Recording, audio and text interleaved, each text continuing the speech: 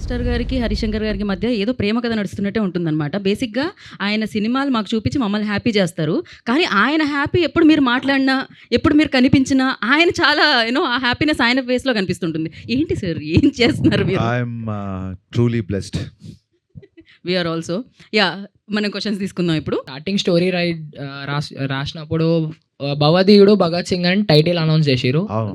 After Ustaad Bhagat Singh అని title change చేయడానికి main reason or whatever story ఏమైనా చేంజ్ చేసిరు? మన సినిమాలో డైలాగ్ లాగా మీరే మీ ఎక్స్పెక్టేషన్సే. ఆచి చికెన్ మసాలా. చాలా మంది భవదీయుడు అంటే ఏంటన్నా అడిగారు జెన్జీ కిడ్స్. అంటే అది తెలుగులో భవదీయుడు అంటే యువర్స్ ఫెయిత్ఫుల్లీ అని meaning. At the same time story మారింది.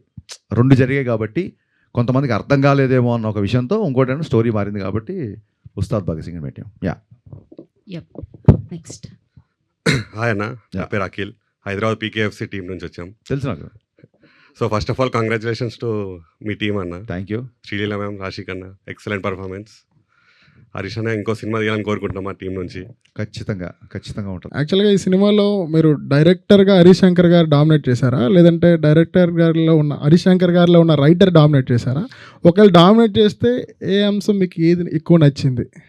నేను యాక్చువల్గా ఆల్వేస్ డైరెక్టర్గానే డామినేట్ చేసి ఉంటుంది డెఫినెట్గా. ఏ అంశం నచ్చిందంటే నాకు సినిమా డబ్బింగ్ చూసిన తర్వాత పవన్ కళ్యాణ్ గారు ఒక పెద్ద కాంప్లిమెంట్ ఇచ్చారు. ఇంత పెద్ద సినిమా కరెక్ట్గా ఎగ్జాక్ట్గా వాడిన పదాలు చెప్తాను, అలా ఓకగా తీసేసావు మమ్మల్ని అందరినీ, నువ్వు నవ్వుతూ మమ్మల్ని నవ్విస్తూ తీసేసావు అన్నారు. So I think I truly appreciate your craftsmanship అని చెప్పారు. That's the biggest compliment for me. Super sir. మాకైతే డైరెక్టర్ కమ్ రైటర్ కూడా చాలా నచ్చేశారు. థియేటర్లో మీ డైలాగ్స్తో మేమంతా చాలా ఎంజాయ్ చేసాం సార్. డైరెక్టర్ బండి అయితే దాంట్లో ఫ్యూయల్ పోసినప్పుడే డైరెక్టర్ ముందుకెళ్తాడు. సూపర్ సార్, చాలా బాగా చెప్పారు. నెక్స్ట్. మైక్. హాయ్ హరిశంకర్ గారు. Hi. I have one question. దీనికి ముందు ఓజీ మూవీ వచ్చింది కదా, Yeah. అది బ్లాక్ బస్టర్ అయింది కదా, Correct. దానిపైన మీ కామెంట్ ఏంటి? Very happy. లైక్ మీరు ఎంత హ్యాపీగా ఉన్నారో నేను ఎంత హ్యాపీ ఉన్నాను. గబ్బర్ సింగ్ ముందు వచ్చిన సినిమాలు కొంచెం డిసప్పాయింట్ చేసినప్పుడు కొంచెం డల్గా ఉండేవాళ్ళం. ఓజీ వచ్చి బ్లాక్ బస్టర్ అయ్యేసరికి ఫుల్ ఆ రెస్పాన్స్తో రెచ్చిపోయి మరీ షూటింగ్ చేసాం. ఆ ఎనర్జీతో చేసాం కాబట్టి సినిమా అంత ఫాస్ట్గా ఫినిష్ చేసాం. అండ్ మీ ఓజీ తీసిన డైరెక్టరే గబ్బర్ సింగ్ సినిమా చూసి బయటకు వచ్చి రచ్చ చేశాడు. అందుకే నేను శ్రీరాములు థియేటర్కి వెళ్ళి మళ్ళీ I gave the same tribute to Sujeeth and I'm very happy about it. తెలుగులో ఇంతమంది ఆర్టిస్టులు ఉండగా పార్థివన్ గారిని ఎందుకు సెలెక్ట్ చేసుకోవాల్సి వచ్చింది? అంటే నేను ఇందాక చెప్తాను కదా, ఇట్స్ డైరెక్టర్స్ చాయిస్ అండి. తెలుగులో ఉన్నారా లేరా అని కాదండి. ఇప్పుడు మనం సినిమా అనేది ఇట్ ఈస్ క్రాసింగ్. ఇప్పుడు రావు రమేష్ గారు మన ఆర్టిస్ట్ కదా, మరి కేజీఎఫ్లో ఆయన ఎందుకు పెట్టారు? ఫహాద్ ఫాసిల్ తమిళ్ కదా, పుష్పాలో మరి ఆయన ఎందుకు పెట్టారు? ఇట్స్ డైరెక్టర్స్ చాయిస్ అండి. అండ్ వీఆర్ మనందరం ఇండియన్ సినిమా మొత్తం ప్రపంచం అంతా తెలుగు సినిమాని చూస్తున్నప్పుడు మనం ఇంకా Telugu, Tamil, Kannada, Malayalam, I think we should break this language barriers, and every director has a freedom to work with whomever he wants. At the same time, having said that, కొత్తగా ఉండాలి. నల్ల నాగప్పనే కనబడాలి తప్ప బిఫోర్ చేసిన వాళ్ళు వీళ్ళు కనబడకూడదని. అండ్ డెఫినెట్గా మనకి ప్రకాష్ రాజ్ విలన్ అనగానే ప్రకాష్ రాజ్ గుర్తొస్తారు. ఆయన ఆల్రెడీ వకీల్ సాబ్ చేశారు, కళ్యాణ్ గారికి ఆపోజిట్గా జస్ట్ బిఫోర్ ఓజీలో కూడా చేశారు. సో ఇక్కడ ఒక చిన్న ఫ్రెష్నెస్ రావాలని. And Parthiban is a legend actor and legendary director.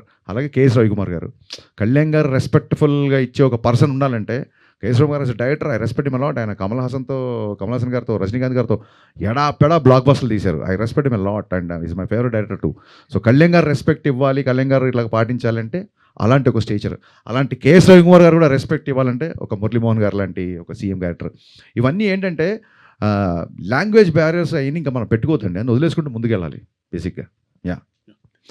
Pawan Kalyan గారు ఐ థింక్ కాంతారా సినిమాకి ఇప్పుడు మనకి ఉస్తాద్కి ఇచ్చిన దానికంటే ఎక్కువగా టికెట్స్ హైక్ ఇచ్చారు. యాక్చువల్గా మరి లాంగ్వేజ్ బ్యారియర్ ఉంటే ఆయన ఇస్తారా అట్లాగా?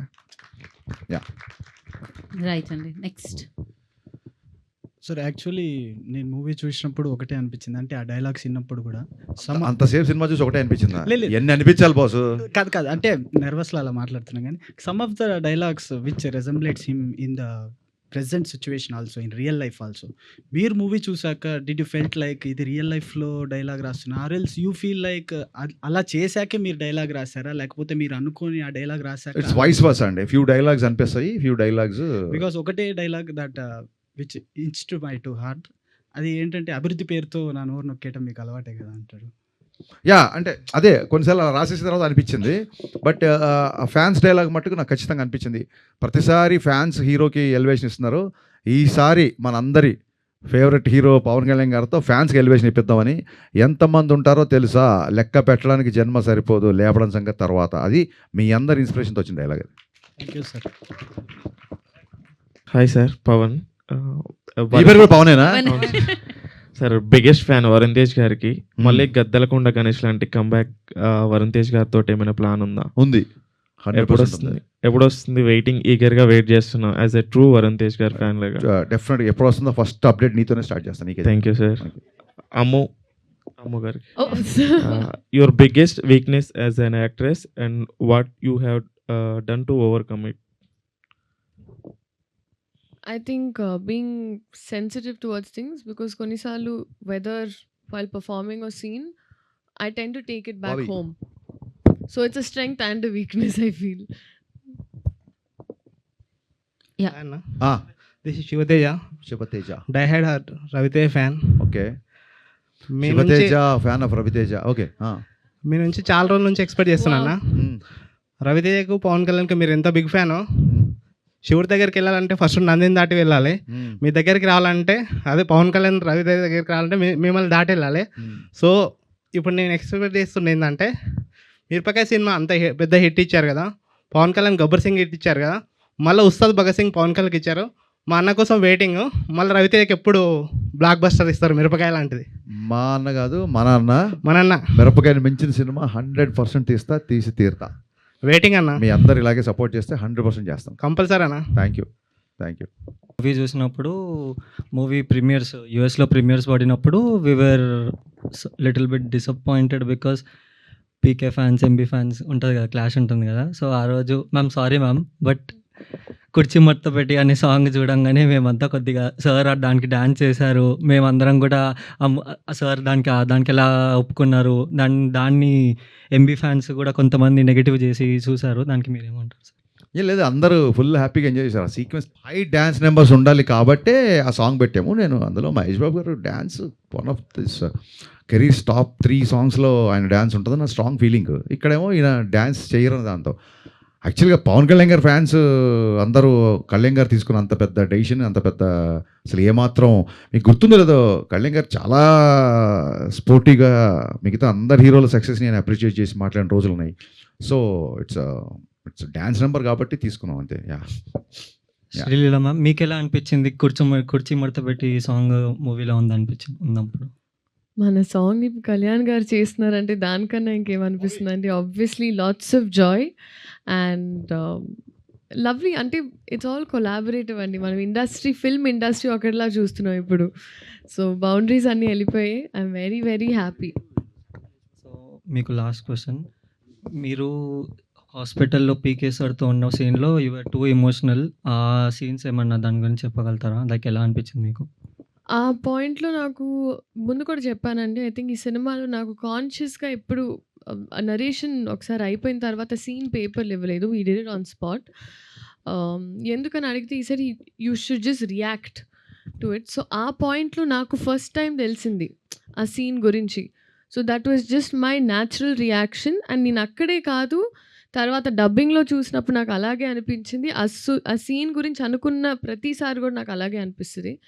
సో ఐ ఫీల్ లైక్ ఈ సినిమాలో I just existed with whatever was happening around. ట్రోలర్స్కి మీరు ఇచ్చే సమాధానం ఏంటన్నా? Trollers are more than free to troll anything. బేసిక్గా దాన్ని ఏమంటారంటే, I take constructive criticism. The scene was not very well return. It would have been much better. The second half, like first half is a little slow, or maybe second half is a little slow, or hero characteristics like this. Ilantivani, I'll take the constructive criticism. And I don't feel like taking seriously whatever the troll material comes, because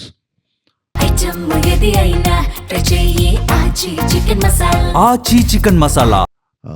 Their identity, their their whereabouts are not known, because they themselves are very insecure to reveal their identities. So నేను ఏదైనా మాట్లాడితే I take the accountability, I take the responsibility. వాళ్ళ accountability responsibility లేనోళ్ళు చీకట్లో 4 రాళ్ళు వేస్తున్నారు కదా అనుకుంటే నాకు చేసిన ట్రోలింగ్కి నేను ఎప్పుడో గిట్టర్లు వదిలేసి వెళ్ళిపోవాలి నేను. సో నేను దానికి ట్రోలర్స్ గురించి దాని గురించి కలెక్షన్స్ ఏదో మాట్లాడుతుంటారు. I don't take much serious. అలాంటి నేను ఎప్పుడో చెప్పాను కదా, ఇంట్లో నేను సినిమా డైరెక్ట్ చేద్దాం ఉన్నప్పుడు ఫస్ట్ ట్రోల్ చేసింది మా అమ్మ మా నాన్న. నీ ఫేస్కి డైరెక్షన్ అని చెప్పి అప్పుడే ట్రోల్ చేశారు. ఇవన్నీ కొత్త ఏం కాదు. కానీ అబ్యూజివ్ లాంగ్వేజ్ ఉన్నప్పుడు అండ్ బియాండ్ ద గీత దాటినప్పుడు మట్టుకు బ్లాక్ చేయడము, సీరియస్గా కంప్లైంట్ చేయడము విల్ డూ.